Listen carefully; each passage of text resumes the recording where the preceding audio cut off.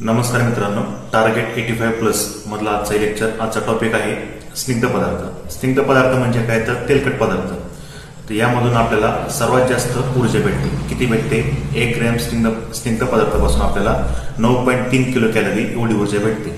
याचा उपयोग कुठं होतो तर शरीरामध्ये उष्णता राखण्यासाठी या स्निग्ध पदार्थांचा आपल्याला जास्तीत जास्त उपयोग होतो. एवढाच प्रश्न अपेक्षित आहे स्निग्ध पदार्थावरती. आणि पुढचा टॉपिक आहे आपला प्रथिने म्हणजे प्रोटीन्स. प्रोटीनची गरज शरीराला का असते तर शरीर बांधण्यासाठी किंवा ज्या आपल्या जखमा झालेल्या आहेत त्या भरून येण्यासाठी.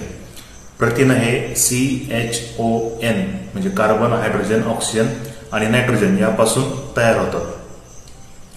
शरीराला नायट्रोजन हे फक्त प्रथिनाच्या माध्यमातूनच मिळतं. आणि 1 ग्रॅम प्रथिनापासून आपल्याला 6 किलो कॅलरी एवढी ऊर्जा भेटते. आणि प्रोटीन बनवण्यासाठी 20 अमिनो आम्लाची गरज पडते. याच्या बाहेर पोलीस भरतीला प्रश्न जाणार नाही. स्निग्ध पदार्थ आणि प्रथिने हे आपण आज बघितलं. पुढच्या व्हिडिओमध्ये आपण बघणार आहेत जीवनसत्वे. जर तुम्हाला हा व्हिडिओ आवडला तर शेअर करा. धन्यवाद.